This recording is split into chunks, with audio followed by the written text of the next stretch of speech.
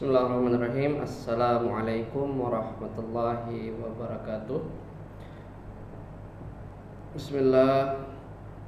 Alhamdulillah wassalatu ala rasulillah la nabiyya ba'dahu amma ba'du.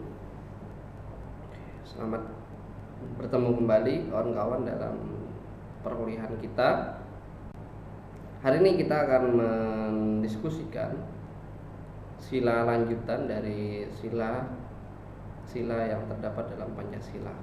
Jika kemarin kita bicara tentang sila pertama yang titik fokus pembahasan adalah pada kata atau kalimat ketuhanan. Nah, hari ini kita akan bicara sila kedua yang bahasannya itu adalah berkaitan dengan term kemanusiaan, di mana kemanusiaan ini dikaitkan dengan kata yang adil dan yang beradab. Bagaimana makna daripada kemanusiaan yang adil dan beradab? Pertama-tama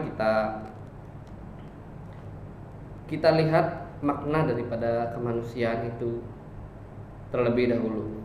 Yang pertama adalah bahwa spirit kemanusiaan ini mulai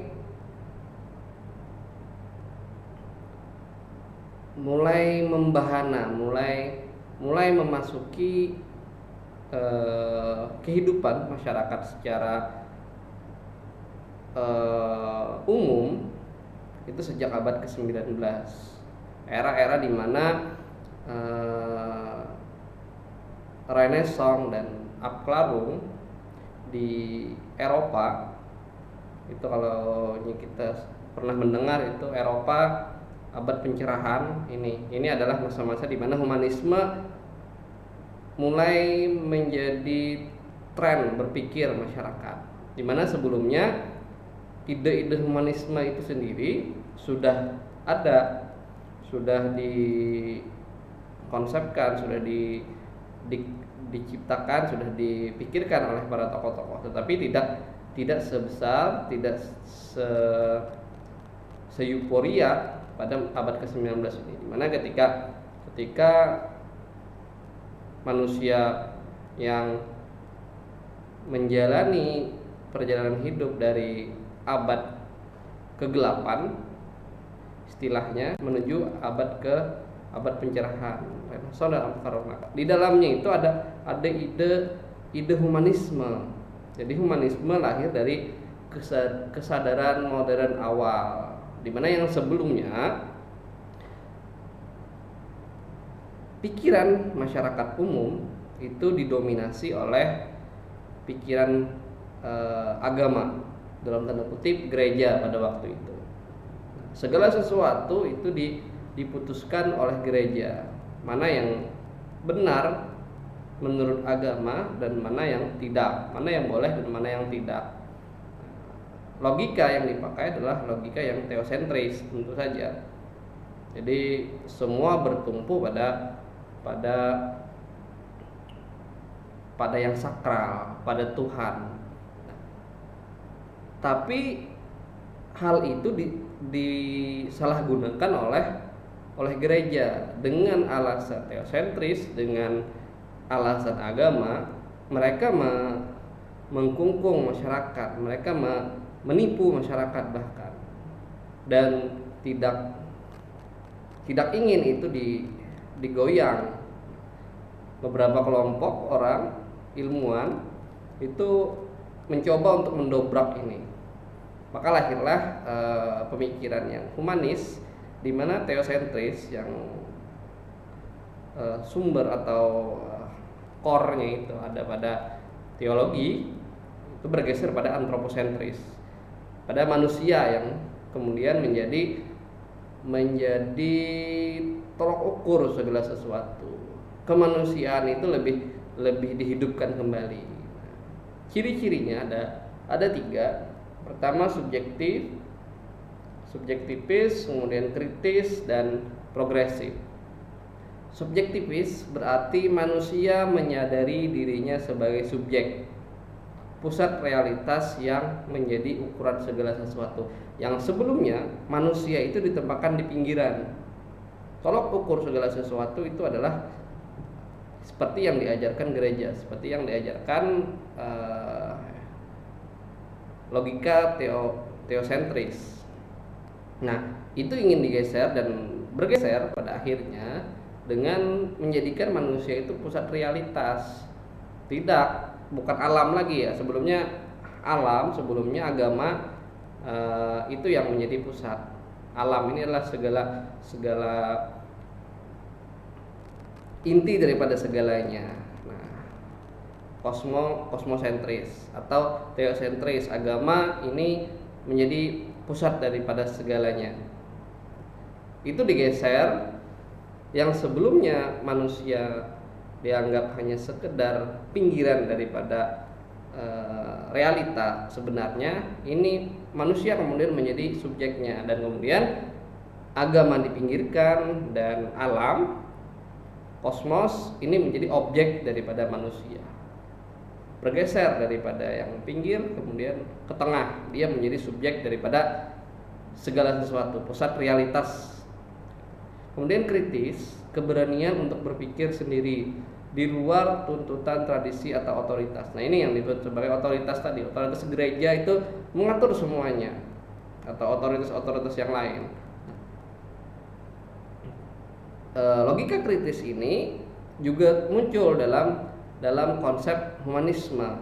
Jadi berpikir karena manusia sebagai subjek, maka dialah yang menentukan segala sesuatunya. Maka pikirannya itu menjadi sesuatu yang utama, kemudian progresif.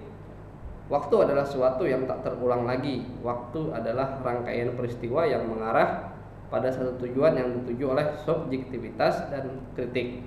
Jadi sadar akan realitas waktunya. Hidup di mana? Kita hidup saat ini. Artinya kita manusia itu hidup saat ini.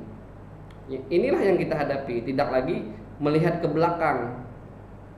Logika sebelumnya itu logika kosmosentris, logika teosentris itu lebih banyak melihat ke belakang, tidak sadar akan sesuatu yang historis, tidak sadar akan realitas waktu hari ini.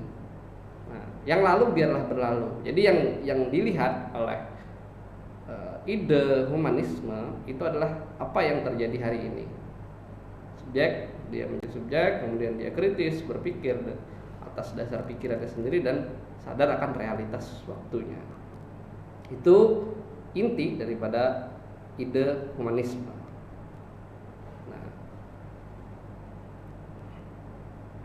tujuannya apa?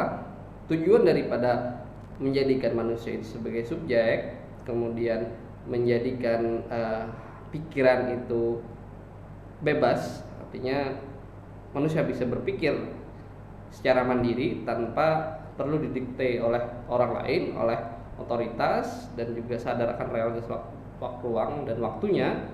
Maka tujuannya adalah untuk menjadi manusia. Jadi sebelumnya manusia itu tidak sadar bahwasanya ada potensi-potensi yang luar biasa di dalam dirinya sendiri, atau paling tidak manusia secara umum. Ada orang-orang tertentu yang tentu saja masa-masa itu, ini di barat ya, di barat masa-masa itu, tapi di dunia Islam pada waktu itu berbeda logikanya. Manusia sudah menjadi manusia. Ini kita bicara tentang dunia di barat. Nah, jadi manusia ingin dijadikan manusia. Nah, setelah manusia menjadi manusia, dalam arti berarti manusia menjadi manusia itu dia menjadi subjek segala sesuatu. Kemudian dia berpikir atas dasar logikanya sendiri, dan dia sadar akan realitas ruang dan waktunya sendiri. Setelah dia menjadi manusia, tujuan yang keduanya adalah memanusiakan manusia. Orang-orang yang belum sadar akan potensi-potensi kemanusiaannya ini harus juga dimanusiakan. Nah, ini yang diinginkan oleh sifat humanis dalam ide humanisme. Jadi pertama menjadi manusia, yang kedua memanusiakan manusia, memperlakukan manusia lain seperti dirinya memperlakukan dirinya sendiri. Artinya menghargai pikiran orang lain, kemudian tidak mendikte orang lain untuk turut serta sama dengan pikirannya, otomatis kan seperti itu. Jadi kita merdeka dari orang lain, kita pun juga harus memerdekakan orang lain. Nah ini yang diinginkan oleh humanisme. Semua orang akhirnya menjadi objek, semua orang akhirnya menjadi subjek, tidak ada yang menjadi objek lagi. Semua orang sadar akan realitas ruang dan waktunya masing-masing. Oke, prinsipnya adalah manusia itu bebas, otonom dan mandiri, kemudian hidup di sini dan sekarang, artinya sadar akan realitas ruang dan waktunya tadi, dan dari kesadaran dan kebebasannya itu, dari kesadaran dan kemandiriannya, maka ada konsekuensi. Jadi ada pilihan bebas yang diberikan, ada konsekuensi yang harus ditanggung. Tanggung jawab terhadap dirinya sendiri. Artinya kebebasan ini bukan tanpa syarat. Artinya ada tanggung jawab juga yang mengikuti. Jadi ada pilihan bebas dari rasionalitas yang dimiliki secara kritis tadi, dari manusia yang menjadi subjek, dari kesadaran akan realitas ruang dan waktunya, maka ada tanggung jawab yang mengiringinya, baik terhadap dirinya sendiri dan juga bertanggung jawab terhadap kemanusiaan pada umumnya. Jadi bukan hanya terhadap diri sendiri secara internal, tapi kepada orang lain juga secara eksternal. Seperti itu. Ini prinsip-prinsip dasar dari humanisme.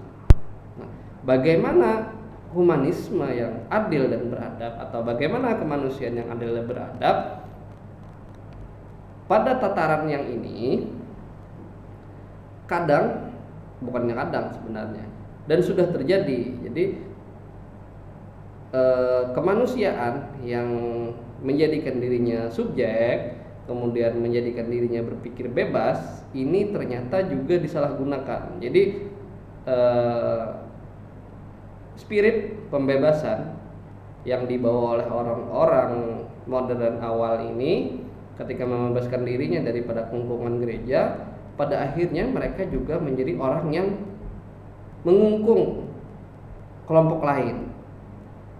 Jadi humanisme ini pada akhirnya menciptakan logika otoritarianisme dan kolonialisme. Jadi yang dianggap sebagai manusia itu hanya orang Eropa. Jadi selain orang Eropa atau kaum Arya itu tidak dianggap sebagai manusia. Orang-orang di Afrika, orang-orang di Asia, orang-orang di Timur Tengah, dan orang-orang di Amerika misalnya, suku-suku aslinya, itu tidak dianggap sebagai manusia. Maka terjadilah eksploitasi besar-besaran, terjadi penjajahan besar-besaran oleh negara-negara yang sudah menganut ide kemanusiaan ini. Jadi memanusiakan manusianya hanya sampai pada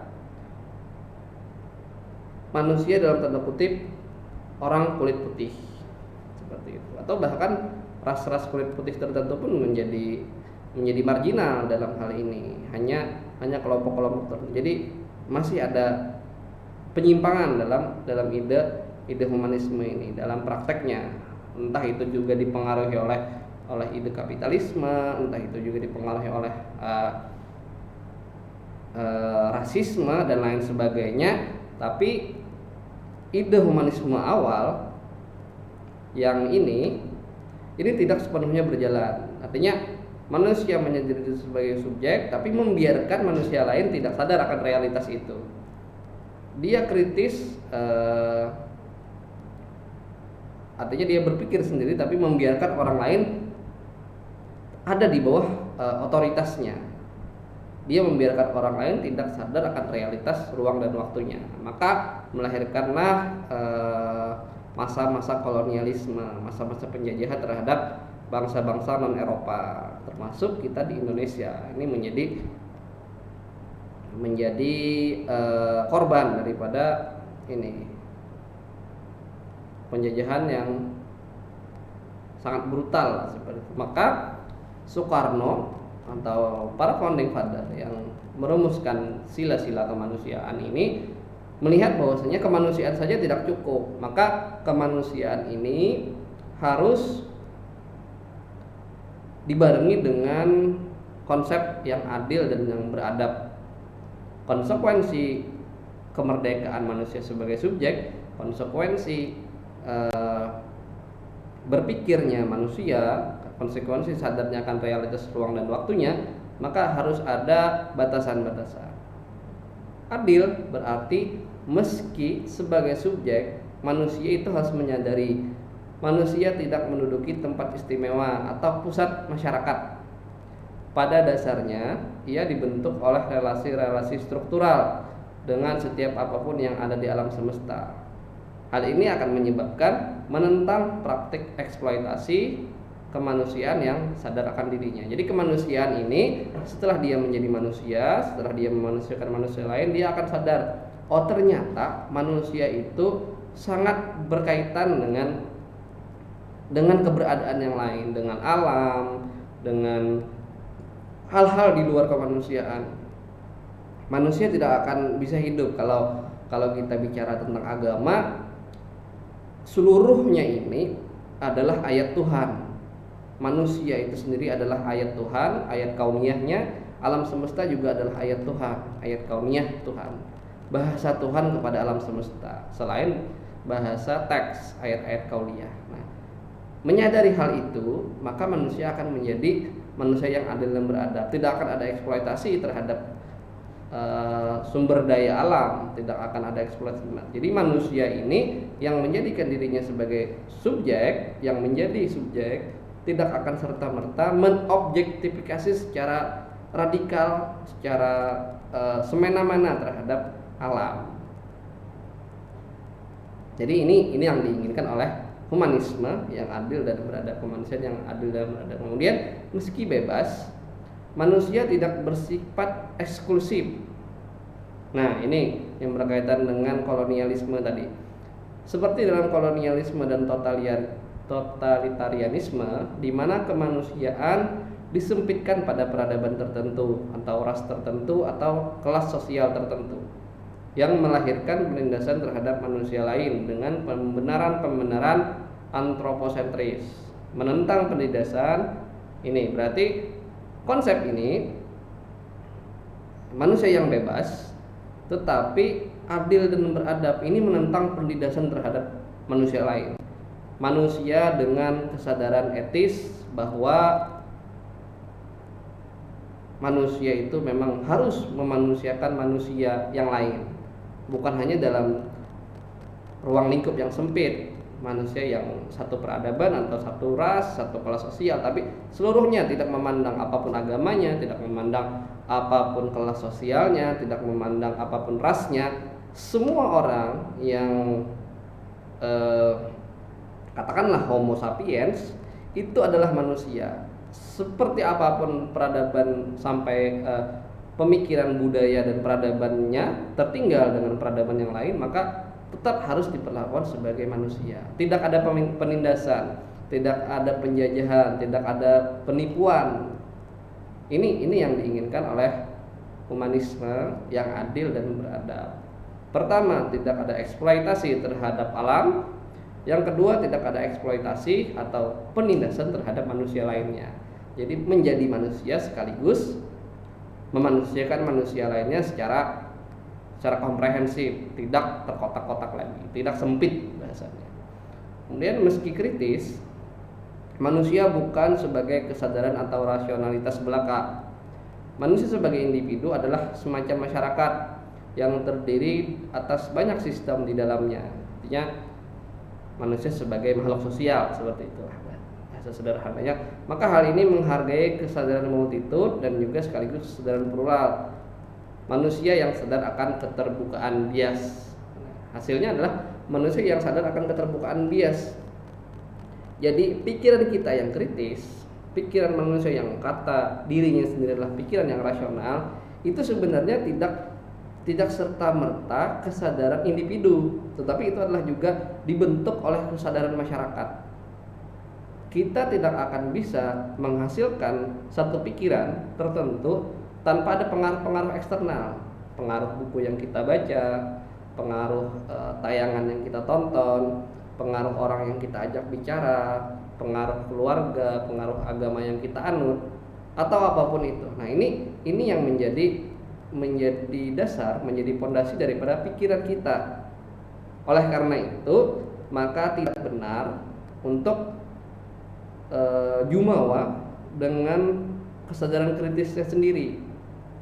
Kita harus menyadari, oh ternyata mungkin saja dalam pikiranku ini ada bias-bias tertentu, bias masyarakat, bias kepentingan kelompok, bias doktrin, dan bahkan ini menjadi sekaligus kesadaran ternyata dalam individu itu sendiri ada kesadaran yang plural.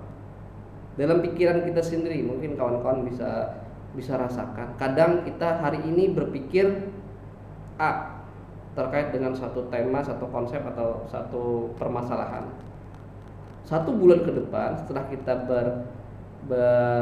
berkembang, berinteraksi dengan masyarakat, mungkin menonton TV, mungkin menonton YouTube, mungkin membaca buku atau berdiskusi, atau bahkan mendengarkan ceramah, ada kesadaran baru. Kesadaran baru ini tidak menutupi kesadaran lama, tapi kita memiliki dua pola pemikiran yang berbeda. Nah, ini juga menjadi sesuatu yang bias dalam individu bahkan. Jadi bukan saja masyarakat yang kompleks, tapi dalam individu itu sendiri ternyata pikirannya juga kompleks. Kadang dalam satu hari saja manusia itu bisa berubah pikiran. Pagi tadi berpikir seperti apa, kemudian malam pikirannya beda. Kalau lagu Rhoma Irama itu kan lagu Rhoma Irama atau siapa? Gigi kalau apa ya. Jadi pagi beriman, malam sebaliknya, seperti itu. Siang beriman, sore sebaliknya. Nah, ini ada kesadaran yang juga plural dalam individu. Nah, ini juga harus disadari bahwasanya manusia secara individu itu tidak bebas bias dalam dirinya sendiri, atau apalagi dalam masyarakat yang kompleks, masyarakat yang punya banyak kesadaran, ada bias-bias. Nah, kritisnya itu harus disadari juga. Jadi bukan sebagai kesadaran individu atau rasionalitas belaka. Nah, ini yang diinginkan oleh kata adil dan beradab. Jadi kemanusiaan tadi tidak keluar daripada ruang lingkup pertamanya, menjadi manusia. Bagus menjadi manusia yang sadar akan realitas subjeknya, kemudian bebas berpikir dan memilih tindakan, kemudian sadar akan realitas ruang dan waktunya. Tapi tentu saja ini harus dibarengi dengan tidak menjadikan kebebasannya sebagai subjek dan kebebasannya berpikir itu untuk mengeksploitasi, untuk menindas, atau mendewakan diri sebagai yang benar satu-satunya, tanpa memikirkan ada kemungkinan-kemungkinan bias. Oke, berarti kemanusiaan yang adil dan beradab adalah manusia Indonesia yang merdeka, mandiri, sadar akan realitas waktu dan tempatnya, dan bertanggung jawab serta bergerak secara etis bersama dengan manusia dan seluruh makhluk lainnya. Nah, ini adalah kesadaran kolektif jadinya. Jadi bukan manusia yang individual, tapi adalah manusia yang sadar akan realitas kolektif sesama manusia dan sesama makhluk Tuhan lainnya. Oke. Ini ada tambahan, kemudian kaitan antara kemanusiaan dan agama, atau dalam tanda kurung ketuhanan, kemandirian beragama. Kemanusiaan itu membawa kepada kemandirian beragama. Jadi tadi kan manusia yang bisa berpikir atas dasar dirinya sendiri, kemudian dia menjadi subjek atas realitas di luar dirinya. Nah, oleh karena itu ini akan membawa kepada kemandirian beragama. Kita tidak lagi taklid, kalau dalam bahasa agamanya itu tidak lagi taklid dengan dalam tanda kutip penguasa agama, dengan menghapus peranan para penguasa agama sebagai perantara antara Tuhan dan manusia. Jadi Kalau dulu logikanya adalah antara manusia yang awam dengan Tuhan itu harus melewati perantara. Tapi hari ini itu sudah bisa dengan tanda kutip ya, manusia memang harus menjalankan kritisisasinya dengan sebaik-baiknya, menjalankan subjek, menjadi manusia yang semanusia-manusianya, kemudian baru dia bisa menjadi manusia yang beragama secara mandiri, tidak lagi melewati perantara-perantara. Maksudnya perantara itu kalau dalam ajaran Kristen itu kan ada apa yang di gereja itu ada pasturnya atau siapa gelarnya itu apa. Nah, ini yang menjadi wakil untuk berbicara kepada Tuhan. Nah, tidak seperti itu lagi. Manusia secara individu itu bisa langsung berinteraksi dengan Tuhan tanpa perantara siapapun. Tidak ada lagi penguasa agama. Kemudian kritis terhadap tafsiran-tafsiran agamawan terhadap agama dan memisahkannya dari tendensi kekuasaan. Sangat sering terjadi bahwasanya tafsir-tafsir agama oleh para pemuka agama itu punya tendensi kekuasaan. Bahkan hari ini kita di Indonesia, misalnya lembaga MUI itu kan dibentuk awal-awalnya untuk menjadi kaki tangan pemerintah untuk dapat merangkul masyarakat agamis. Nah, jadi setiap fatwa yang dikeluarkan oleh MUI pada masa-masa itu punya tendensi terhadap kekuasaan. Dalam waktu itu Orde Baru berarti. Nah,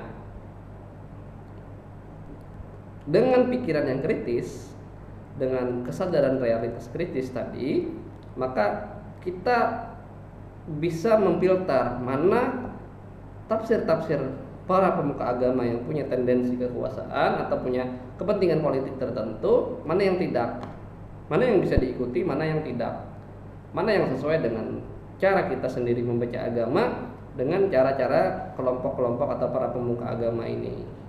Bisa saja misalnya para alim ulama ini mendapat endorse tertentu untuk memuluskan satu kepentingan tertentu, entah dari penguasa atau dari kelompok kepentingan lainnya. Jadi kesadaran itu ada kaitannya dalam beragama. Kemudian ajaran-ajaran agama dianggap sebagai ajaran yang sejalan dengan fitrah kemanusiaan. Jadi tidak ada kontradiksi jika tafsirnya seperti ini tadi. Jadi kemanusiaan dan agama itu berjalan dengan baik. Humanisme itu ada juga yang humanisme religius. Tidak serta-merta humanisme itu adalah humanisme sekuler. Humanisme religius itu bahkan lebih dulu lahir daripada humanisme sekuler yang hari ini mendominasi di barat. Humanisme agama itu jadi agama dan kemanusiaan itu tidak saling bertentangan. Makanya dalam Pancasila itu sila pertama kebertuhanan atau ketuhanan itu dilanjutkan oleh kemanusiaan, tidak ada pertentangan antara keduanya. Kemudian mengajukan gagasan toleransi dan demi keharmonisan antar berbagai agama. Jadi ini menengahi. Jadi ketika ada agama yang bertikai, maka atas dasar kemanusiaan pertikaian itu harus sebaiknya dihentikan. Entah itu pertikaian fisik antar agama atau bahkan hanya pertikaian konsep, debat-debat agama, sesuatu yang tidak konstruktif sebenarnya, debat-debat seperti itu. Atas dasar kemanusiaan tidak perlu lagi kita memperdebatkan agama mana yang benar, karena semua agama punya logika kebenarannya masing-masing. Bahkan seperti kita sampaikan minggu kemarin, orang-orang yang tidak beragama dan bahkan tidak bertuhan punya logikanya sendiri. Nah, kemanusiaanlah yang menjadi tengah dari gagasan toleransi itu untuk mencapai keharmonisan. Kemudian keberadaan agama dihitung untuk kepentingan hidup manusia. Jadi agama itu esensinya adalah untuk kepentingan hidup di dunia ini. Jadi tentu saja Islam pun seperti itu. Jadi Islam itu mengatur sedemikian rupa cara manusia hidup. Nah, ini adalah tujuannya untuk kepentingan hidup di dunia. Nah, ini sejalan dengan ide humanisme itu sendiri. Oke, kiranya demikian yang bisa Bapak sampaikan. Semoga ada yang bisa ditangkap. Pada intinya adalah kita cuma harus belajar dan belajar. Urusan paham atau tidak paham itu serahkan kepada yang maha kuasa, yang maha memiliki pengetahuan. Jika kita ikhlas dalam belajar, insya Allah pengetahuan itu dengan seringnya kita belajar akan diberikan oleh yang punya pengetahuan. Tapi tanpa kita berusaha, maka Tuhan juga tidak akan merubah nasib kaumnya. Jadi yang penting kita belajar dulu. Kalau tidak paham, kita ulangi. Semoga nantinya akan ada pemahaman. Bahkan pengetahuan itu tidak selalu didapatkan di ruang belajar dalam kelas. Di manapun bisa menemukan pengetahuan. Oke, demikian. Mohon maaf segala kurang kesalahan. Ihdinas siratal mustaqim. Billahi taufiq wal hidayah. Wassalamualaikum warahmatullahi wabarakatuh.